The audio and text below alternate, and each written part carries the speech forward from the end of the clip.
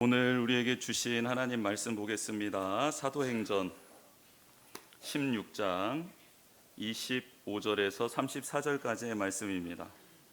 신약성경 216면에 있습니다. 사도행전 16장 25절에서 34절입니다.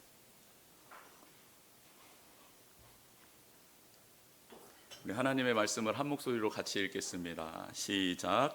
한밤중에 바울과 실라가 기도하고 하나님을 찬송하며 죄수들이 듣더라. 이에 갑자기 큰 지진이 나서 옥터가 움직이고 문이 곧 다 열리며 모든 사람의 매인 것이 다 벗어진지라. 간수가 자다가 깨어 옥문들이 열린 것을 보고 죄수들이 도망한 줄 생각하고 칼을 빼어 자결하려 하거늘 바울이 크게 소리질러 이르되 내 몸을 상하지 말라, 우리가 다 여기 있노라 하니 간수가 등불을 달라고 하며 뛰어들어가 무서워 떨며 바울과 실라 앞에 엎드리고 그들을 데리고 나가 이르되 선생들이여 내가 어떻게 하여야 구원을 받으리까 하거늘 이르되 주 예수를 믿으라, 그리하면 너와 내 집이 구원을 받으리라 하고 주의 말씀을 그 사람과 그 집에 있는 모든 사람에게 전하더라. 그 밤 그 시각에 간수가 그들을 데려다가 그 맞은 자리를 씻어주고 자기와 그 온 가족이 다 세례를 받은 후 그들을 데리고 자기 집에 올라가서 음식을 차려주고 그와 온 집안이 하나님을 믿음으로 크게 기뻐하니라. 아멘. 어떻게 무더위 속에서 잘 지내셨습니까? 네, 우리 옆에 계신 분들 또 앞뒤에 계신 분들 오랜만에 또 보는 분들도 있는데요. 이렇게 좀 축복했으면 좋겠습니다. 하나님 안에서 영육이 강건하기를 축복합니다. 이렇게 한번 축복하겠습니다. 네, 여러분 육도 강건하셔야 합니다. 그리고 영도 강건하셔야 합니다. 그래서 육신적으로 조금 연약하신 분들은 보양 음식들 많이 드시고 우리 보양 음식 잘하시는 우리 세 가족 이제 헌가족이 되셨네요. 우리 집사님들이 계세요. 개인적으로 연락하셔가지고 찾아가시면 맛있는 거 몸보신 해주실 겁니다. 강 집사님 괜찮으시죠? 네, 괜찮답니다. 네, 바로 확답 받았습니다. 정말 이렇게 솜씨가 좋으시고요. 그리고 그 앞에 자연산 마트가 있어요. 그래서 집에 지난번에 가서 신방 한번 하고 왔는데요. 이렇게 앞에 앞마당에 다 있습니다. 파부터 시작해서 뭐 양파, 고추, 뭐 상추, 깨도 있었던 것 같고, 깨, 콩, 호박, 수박, 가지. 뭐 이런 것들이 있습니다. 그래서 우리 홍성도님과 강집사님이자요 홍강마트라고 그 홍강마트에 가시면 돈을 안 내도 이렇게 주시더라고요. 그래가지고 그 따다가 이렇게 먹을 수도 있고 하는데 한 번씩 또 이렇게 방문해 주셔가지고 또 몸보신도 하면 좋을 것 같다 이런 생각 들고요. 근데 우리의 몸이 강건하면 그 다음에 하나님이 우리에게 어떤 갈망함을 또 주시냐면 영혼의 갈망함을 주십니다. 그래서 영이 강건해야 돼요. 육만 강건하면 큰일 납니다. 왜냐하면 세상이 어지러워져요. 그런데 육이 강건하고 영혼도 강건한 사람이 있으면 어떻게 되냐면 세상이 밝아집니다. 요즘에 그 올림픽 좀 보세요. 올림픽 경기 보십니까? 요즘에 뭐 때문에 신나세요? 어떤 경기를 볼 때 막 신나요? 양궁. 그리고 또 어떤 거 볼 때 신나십니까? 펜싱. 또 어떤 거 볼 때 신나십니까? 유도. 왜 신나요? 그걸 볼 때 왜 신나죠 우리가? 잘하니까. 그리고 기대 이상으로 해주고 최선을 다하는 모습을 보니까 대리 만족이 되는 거예요. 여러분, 하나님이 우리를 이 땅에 파송하시며 우리를 보면서 하나님이 즐거워하셔야 될 것 아닙니까? 지금 우리의 표정 보면 하나님이 즐거워하실 것 같으세요? 슬퍼하실 것 같으세요? 우리 한번 그러면 하나님의 보냄받은 자답게 표정을 한번 지어볼까요? 시작. 그렇죠. 이런 표정이 필요한 거예요 우리에게. 여러분, 자신감이죠. 저는 하나님의 명예로운 자가 되어야 된다 생각해요. 그리스도인이라는 자긍심이 있어야 된다고 생각합니다. 비록 지금 나의 삶은 조금은 초라하고 내가 원하는 모습은 아닐지라도 내가 도대체 누구인가? 나는 대한민국을 대표한 국가 대표로서 이 자리에 섰다. 그렇기 때문에 4년의 땀방울을 그대로 의심하지 않고 이 자리에서 내가 펼쳐보리라 하고 이렇게 화살을 당겨서 여러분, 우리나라 선수들이 쏘면 관역에 이건 한 가운데입니다라고 표시한 십자가, 여러분 거기에 또 십자가가 있더라고요. 제가 보니까 여러분, 십자가 안으로 들어가는 게 우리나라 선수들은 몇 번 있더라고요. 여러분, 그것을 확률적으로 사람이 가가지고 거기에다 이렇게 꽂는 것도 제대로 못 꽂는 데입니다. 별로 우리 성도님들은 별로 뭐 이렇게 그냥 그런갑다, 뭐 그냥 그러려니. 여러분, 사람이 화살을 가지고 가서 바로 앞에서 십자가 가운데다가 이렇게 꽂으려고 해도 안 꽂혀진대요. 그런데 화살로 그것을 맞출 수 있다? 여러분, 그게 운이라고 생각하십니까? 저는 운이라고 생각하지 않아요. 땀과 피라고 생각합니다. 여러분, 하나님께서 생명을 내어주셔서 오늘 성찬식을 할 텐데 예수님이 우리에게 당신의 살과 피를 내어주셨습니다. 그러면서 이 땅에 소금이 되라고 빛이 되라고 말씀하셨어요. 승리할 거라고, 너희들은 나보다 더 큰 일을 할 거라고 약속해 주셨습니다. 그럼 우리는 이 땅에서 그렇게 하나님의 사람답게 서서 그렇게 우리에게 맡겨주신 일들을 감당하며 나아가 하나님의 기쁨이 되고, 또 우리를 조롱했던 그 많은 사람들에게, 네가 뭘 할 수 있느냐라고 조롱했던 사람들에게 우리가 하나님의 자녀임을 드러내야 될 때가 지금이 아닌가. 올림픽을 보면서 저는 그런 생각을 좀 했습니다. 사랑하는 성도 여러분, 우리를 그렇게 불러주신 하나님 앞에 하나님의 기쁨이 되어드리는 우리가 되기를 원합니다. 그렇게 되는 우리 모두가 되기를 주님의 이름으로 축복합니다. 세상에 이런 일이, 여러분 순간포착 세상에 이런 일이라는 프로그램 아시나요? SBS에서 한창 방영을 되다가 지지난달, 그러니까 5월 달에 잠깐 휴식기에 들어갔다고 합니다.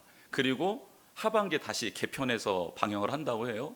근데 순간포착 세상에 이런 일이 보면 참 신기한 장면, 재미있는, 또 감동적인 뭐 이런 장면들을 이렇게 제보를 통해서 가서 찍고 그것을 우리에게 이제 보여줘서 이 세상에 정말 다양한 사람들이 살고 있고 다양한 일들이 일어나고 있구나라는 것을 이렇게 보여주었습니다. 참 재밌게 봤던 프로그램이 저도 생각이 몇 개가 나는데요. 근데 만약에 오늘 이 장면, 본문의 장면이 이 시대에 일어났다고 하면 제일 먼저 달려갈 사람이 이 세상에 이런 일이라는 PD들이 스태프들 데리고 달려갔을 것 같아요. 왜냐하면 어떻게 이런 일이 일어날 수 있습니까? 깊은 감옥이 갑자기 흔들리는 거예요. 지축이 흔들리는 겁니다. 그리고 난 다음에 이 거대한 역사 앞에 마치 누군가가 세밀하게 하나하나 작업하듯 이 엄청난 일 사이에서 또 세밀한 역사들이 일어납니다. 여러분, 옥터가 흔들리면 그 감옥이 무너져야 되는 게 정상 아닐까요? 근데 이 옥터가 흔들리면서 무슨 일이 일어나냐면 감옥을 이렇게 못 나가게 자물쇠로 잠궈뒀던 자물쇠들이 하나 둘씩 풀려지기 시작하고, 그 안에 가둬놨던 죄수들 못 도망가게 착고를 채워놓거나 쇠고랑을 채워놓거나 사슬을 메어놨는데 그것들이 다 하나 둘씩 풀어지기 시작합니다. 마치 누군가가 와서 자물쇠를 열고 그들의 착고를 열어주고 쇠고랑을 풀어주면서 하는 일들이 동시에 일어나고 있는 거예요. 직접 경험하지 않으면 믿기 어려운 일들이 지금 일어나고 있는 장면입니다. 그런데 가만 보니까 왜 이런 일이 일어날까 봤더니 이 감옥 안에 특별한 사람들이 있었던 거예요. 누군가 하면 바울과 실라라는 인물입니다. 근데 이 사람들은 누구냐면 하나님께 속한 자들이요 성령님을 따라 살아가는 백성들이었다라는 거예요. 그래서 오늘 본문에 이 기적은 누가 일으키셨냐면 하나님이 일으키셨고, 누구 때문에 일으키셨냐면 하나님에 속한 이들 때문에 일으키셨다라는 것을 알 수 있습니다. 그런데 오늘 본문의 말씀 자세히 한번 보면 옥문이 열리고 죄수들이 묶였던 게 풀어지는 것보다 더 놀라운 기적이 일어났습니다. 그 기적이 뭘까요? 여러분, 죄수들이 도망가지 않은 겁니다. 영화나 드라마에서 보면 교도소에서 만약 이런 일이 일어났다면 어떻게 됩니까? 난리가 납니다. 왜요? 죄수들은 각자의 자유를 찾아서 탈옥을 꿈꾸며 열심히 빠져나가려고 하고, 자신 앞을 막는 교도관을 어떻게 합니까? 때리거나 죽이거나 하면서 자신의 앞길을 막는 그 모든 것들을 처치해버립니다. 왜냐하면 그곳에 갇혀있는 사람들의 99%는 억울하게 들어왔다라고 생각하기 때문이죠. 말씀에서 간수는 옥문이 열린 걸 보고 죄수들이 다 도망갔다라고 생각합니다. 그래서 당시 죄수들을 지켰던 간수가 죄인들이 도망하게 되면 그가 받아야 될 벌을 간수가 받게 되어 있었거든요. 근데 많은 죄수들이 빠져나갔으니 이제 두려운 마음에 칼을 빼어서 자결하려고 합니다. 이제 모든 것이 끝났다고 생각한 것이죠. 그런데 이때 바울의 목소리가 큰 외침으로 들립니다. 심한 매질을 당해서 일어설 힘도 없었을 텐데 모든 힘을 짜낸 바울이 간수를 향해 소리칩니다. 내 몸을 상하지 말라. 우리가 다 여기 있다. 우리가 다 여기 있다. 여러분, 간수는 그 목소리를 듣고 등불을 들고 옥문을 살피기 시작합니다. 아니, 그 안에 있는 간수들을, 그 안에 있는 죄인들을 한 명 한 명 헤아리기 시작하는 것이죠. 죄수들의 수를 세기 시작하는데 한 명도 도망가지 않았습니다. 방 안에 그대로 있는 것이죠. 어떻게 이런 일이 일어날 수 있었을까? 여러분, 오늘 메시지를 통해 정말 세상에 이런 일이는 옥터가 흔들리고 그 감옥의 문이 열리고 죄인들을 싸매었던 그 사슬과 그 착고들이 풀려진 게, 이게 세상에 이런 일일까요? 아니면 하나님은 오늘 이 장면을 통해 세상에 이런 일도 있다, 하나님을 사랑하는 자들의 삶은 이러이러해야 된다, 이 삶이 세상에 이런 일이다 라고 말씀해 주시는 걸까요? 저는 기적이 아니라 성도들의 삶이 세상에 이런 일감이다 라고 믿습니다. 여러분, 오늘 본문을 보면서 우리는 왜 하나님은 바울과 실라에게 이런 기적을 베풀어 주시고 나에게는 이런 기적을 베풀어 주시지 않을까라는 생각을 할 수 있습니다. 그런데 여러분, 이 기적을 일어나기 전 상황을 우리가 알 필요가 있습니다. 바울과 실라가 억울한 누명을 씁니다. 귀신 들린 여종의 귀신을 쫓아내줍니다.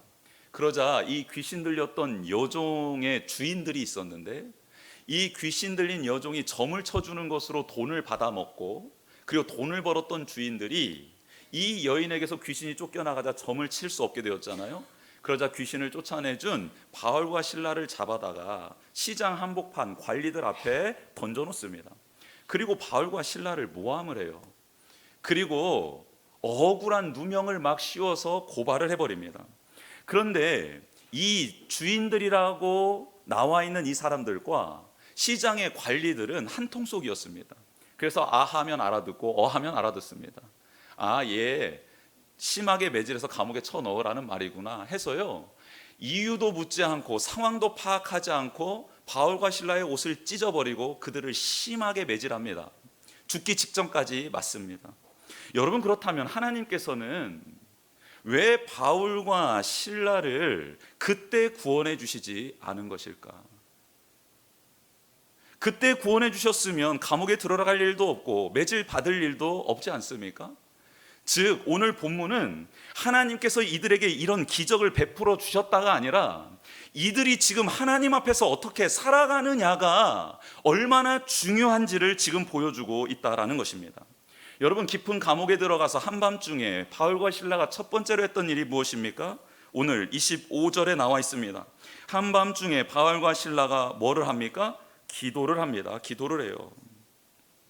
여러분, 위급한 순간에 나오는 경건의 모습은 일상생활 속에서 반복해 왔던 것이죠. 일상생활 속에서 내가 반복했다라는 것은 그만큼 내가 이 일을 소중히 여겼다라는 뜻 아니겠습니까? 즉, 바울과 실라가 절체절명의 순간에 기도를 했다라는 것은 일상생활 속에서 기도가 너무 소중한 일이었고, 그 소중한 일을 반복해서 했던 이유는 이 가치를 알았기 때문이다 라고 성경은 말씀하고 있습니다. 아시아에서 복음을 전하고 싶었는데 성령님이 막았습니다.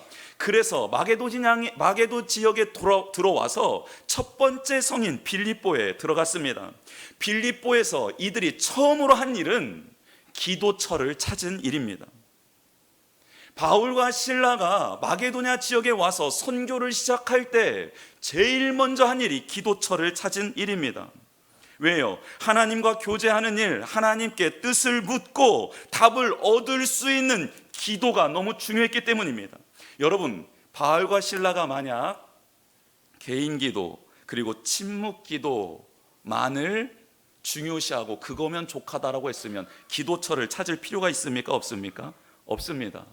그런데 바울과 실라가 기도처를 찾은 이유는 두세 사람이 모여 합심하여 드리는 그 기도를 하나님께서 들으시고 응답해 주신다라는 것을 알았기 때문입니다. 내가 혼자 묵상하고 기도하는 것도 너무 중요하지만 함께 모여서 그 은혜를 나누고 말씀을 고백하고 기도의 지경을 넓혀주시는 하나님의 역사를 알았기 때문입니다. 그래서 그들은 기도처를 찾았고 그들뿐만 아니라 믿는 자들과 함께 기도하기를 원했던 것이죠. 여러분, 우리도 마찬가지입니다. 하나님의 말씀을 받고 혼자 기도하는 건 너무 중요한 겁니다. 그러나 그 말씀을 나눌 때 오병이어의 기적이 나타나게 될 줄 믿습니다. 내 혼자 기도하고 있을 때에는 기도의 지경이 한 요 정도 됩니다. 그러나 서로의 기도 제목을 듣고 합심하여 기도할 때에는 기도의 지경이 넓어집니다. 그리고 하나님께서 공동체를 통하여 기도해야 될 제목들을 그때그때 주시며 혼자서는 힘들었던 기도 제목을 공동체가 함께 기도할 수 있는 줄 믿습니다. 선교는 혼자 할 수 없는 것이죠. 선교는 혼자의 힘으로는 감당할 수 없는 것이죠. 그렇다면 여러분, 우리의 가정은 혼자의 힘으로 감당할 수 있습니까? 믿음 좋은 가장 한 명이면 됩니까? 믿음 좋은 어머니 한 분이면 됩니까? 믿음 좋은 자녀 한 명이면 됩니까? 그러면 가정이 유지가 됩니까? 직장은 어떻습니까? 교회는 어떻습니까? 네, 우리는 절대 혼자서는 믿음의 교회를, 믿음의 가정을, 믿음의 기업을 세워갈 수 없습니다. 사랑하는 성도 여러분, 우리가 어떤 일을 시작하기 전에 또 하나님이 매일 새롭게 주시는 일상을 시작할 때 하나님과의 교제권을 가장 소중하게 여기는 믿음의 사람이 되기를 원합니다. 기도처를 찾아 나서는 사람, 기도해야 된다라는 이 간절함이 넘쳐나는 사람이 되기를 원합니다. 혼자가 아니라 기도의 동역자를 세우시기를 바랍니다.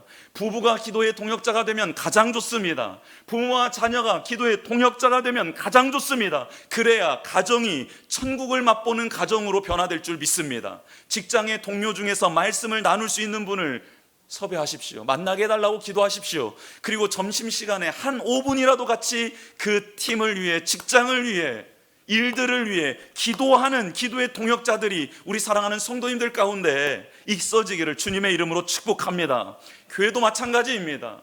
교회의 심장, 기도, 중보기도 사역이 왕성해지기를 원합니다. 세몬들이 모여서 다 모이지는 못하더라도 한두 명이 모여서 세몬들을 위해 기도할 때 하나님의 역사가 일어나게 될 줄 믿습니다. 그들의 닫혀있는 문제들이, 아파있는 상황들이 해결되어지고 풀어지는 역사가 일어나게 될 줄 믿습니다. 기도의 능력을 믿으시기를 주님의 이름으로 축복합니다. 기도처를 마련하는, 교제권을 확보하는, 이게 그 무엇보다도 중요하다라고 말하는 살아있는 성도, 그들이 바로 이 땅에서 하나님의 영광을 드러낼 수 있는 자들입니다. 하나님께서는 기도처를 확보하고 하나님이 예비하신 사람들을 만나 그 일을 해 나가는 바울과 실라를 눈여겨보셨던 것이죠. 여러분, 이런 일이 먼저 우리에게도 동일하게 일어나기를 주님의 이름으로 축복합니다. 그렇게 기도처로 가는 길에 아까 말씀드린 것처럼 험악한 일을 당하게 되었습니다. 하나님의 일을 하다가 어이없는 상황에 처하게 된 것이죠. 심리적인 폭력도 견디기 힘든데 이들은 육체적인 폭력까지 이미 당한 상황입니다. 너무 고통스럽지요. 여러분, 이 상황에서 가장 원통해야 될 사람은 귀신 들렸던 여종이 치유를 받아 점을 칠 수 없게 되어서 안타까워하고 있었던 주인들이 아니라 바로 바울과 실라가 가장 원통한 사람들 아니겠습니까? 여러분, 되게 신기한 것은 이 장면, 그러니까 억울하게 누명을 쓰고 재판을 받아 매맞고 있을 때 바울이 16장 마지막 부분에 나오는데요, 나는 로마의 시민권자다라고 말하면 그 재판은 그 자리에서 멈춰주고요, 매질도 당하지 않을 수 있었습니다. 그런데 바울은 자신의 권한, 이 로마 시민권을 사용하지 않습니다. 스스로 이 권한을 제한을 해버려요. 왜 그랬을까? 왜 이 권리를 사용하지 않았을까? 마치 예수님께서 십자가에 달리셔서 신적 능력을 사용하지 않고 고통을 고스란히 당하고 그 십자가에서 죽으신 것처럼 왜 바울과 실라는 이 고통을 당하고 있는 것일까?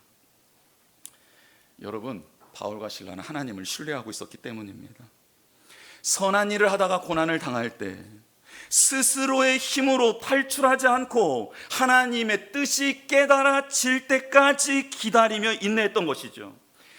이 기다림과 인내를 통해 하나님의 능력이 나타나게 되었고, 하나님의 뜻이 이루어지는 계기가 바로 이 인내의 시간을 통해 이루어진 것입니다. 오늘 그리스도인으로 살기라는 책을 오대식 목사님이 쓰셨는데요, 그 책에 이런 내용이 담겨져 있었습니다. 사람이 공포를 느낄 때와 재미를 느낄 때 신체적인 반응이 똑같다고 합니다. 심장 박동이 빨라지고 호흡이 가빠지고 동공이 확대된답니다. 소름이 돋고 털이 쭈뼛쭈뼛 서고 식은땀이 난답니다.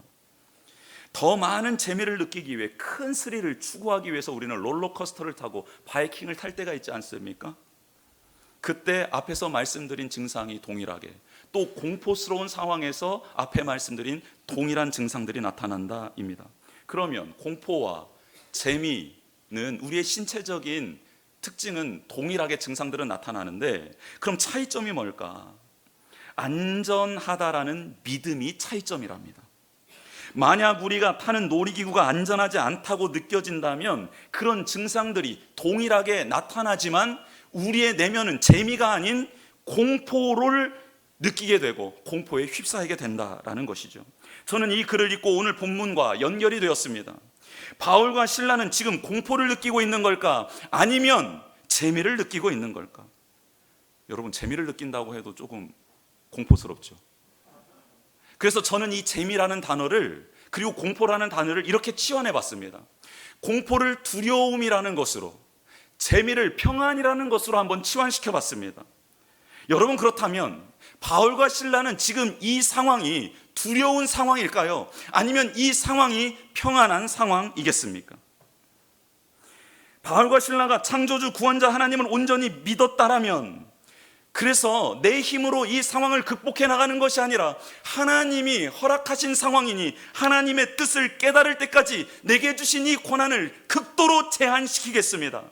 하나님 말씀하여 주십시오. 알려주십시오. 여러분, 저는 그래서 오늘 이 본문을 읽다가 깜짝 놀랐습니다. 바울과 실라가 한밤중에 하나님께 드린 찬양과 기도는, 하나님, 저에게 이런 상황을 허락하신 하나님의 뜻이 있을 줄 아는데 제가 아직 깨닫지를 못했습니다. 제게 알려주십시오. 알려주실 때까지 하나님, 제가 인내하며 참고 하나님의 섭리를 기다리겠습니다. 이런 그들의 신앙 고백이었음을 다시 한번 깨닫게 되었습니다. 바울은 자신이 왜 이런 과정을 거쳐야 하는지 하나님의 뜻을 명확하게 깨닫기를 원했습니다. 그리고 하나님의 뜻이 정말 정확하게 알려지고 깨닫게 되자 바울은요, 그제서야 로마 시민권을 당당하게 말하고 사용합니다. 왜요? 이제는 부당한 일에 시간 낭비하고 싶지 않았기 때문입니다. 여러분, 너무 멋있지 않습니까? 나의 고난을 극도로 제한하는 이유가 하나님의 명확한 뜻을 깨닫기 위함이요, 하나님의 뜻을 깨달은 후에는 내게 주신 모든 권한을 사용해 시간 낭비하지 않는 너무나도 멋진 그리스도인의 모습이 오늘 본문에 등장하고 있습니다. 여러분, 저는 이런 멋진 그리스도인이 우리 성도님들이 되기를 주님의 이름으로 축복합니다. 하나님의 뜻은 간수와 간수의 가족이 구원받는 것이었죠. 복음은 어떻게 전해지는 것일까? 오늘 본문을 통해 저는 한 가지 귀한 깨달음을 얻었습니다. 배려하지 않아도 될 사람을 배려할 때, 자신을 때리러 죽이려 했던 사람을 용서하며 사랑할 때, 죽어 마땅한 사람을 살려주고 그에게 새로운 삶을 허락해 줄 때 복음이 전해지는 것이구나라는 것을 깨닫게 되었습니다. 간수가 왜 바울과 실라 앞에 엎드렸습니까? 왜 그들을 두려워했습니까? 이제까지 자신의 상식으로는 이해할 수 없는 행동을 그들이 하고 있었기 때문입니다. 세상의 상식으로는 자기를 죽이려 했던 사람을 죽이는 게 맞고, 죽어 마땅한 사람이라고 여긴 사람이 자결하는 것을 지켜보는 게 맞는데, 이들은 자신의 생명을 걸고 자신을 보호하며 막고 새로운 생명을 주었기 때문입니다. 세상의 가치관과 방식을 고집하며 나아가는 것이 아니라, 세상의 식으로 문제를 풀어가는 것이 아니라, 한 번도 듣도 못한 방법으로 그들은 이 문제를 해결해 가고 그들의 삶을 내어주고 있었기 때문이지요. 그래서 간수는 바울과 실라에게 묻는 겁니다. 어떻게 하면 당신들처럼 살 수 있습니까? 이것을 오늘 성경에서는 어떻게 하면 내가 구원을 받을 수 있을까요? 라고 묻는 장면이죠. 여러분, 어떻게 하면 구원을 받을 수 있습니까? 어떻게 하면 나의 이 썩어 빠진 이 삶의 태도, 이 정신, 이 가치관에서 당신들처럼 살아갈 수 있습니까? 어떻게 하면 이 상황 속에서 내가 구원받을 수 있습니까? 건진받을 수 있습니까? 새롭게 살아갈 수 있습니까? 알려주십시오라고 말을 하는 것이죠. 이때 바울과 실라가 알려줍니다.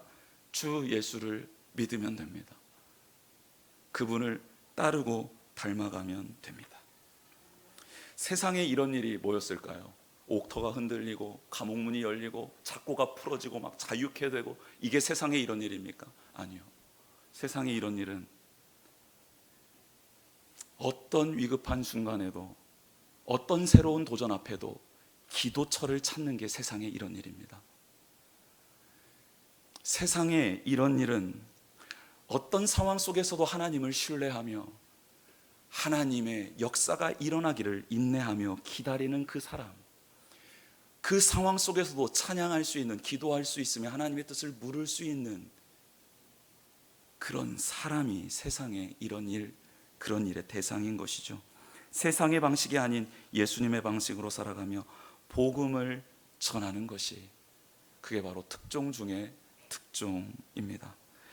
이 시간 주보의 내용 채워보도록 하겠습니다. 하나님과 교제하는 기도 시간을 소중히 여김으로 지속적인 성령님의 인도함을 받는 성도가 되기를 원합니다. 함께 기도하는 시간 반드시 필요하고요. 그리고 하나님 앞에 엎드리는 시간이 가장 중요합니다. 두 번째, 하나님을 신뢰함으로 하나님의 뜻이 이루어질 때까지 인내하는 성도가 됩시다.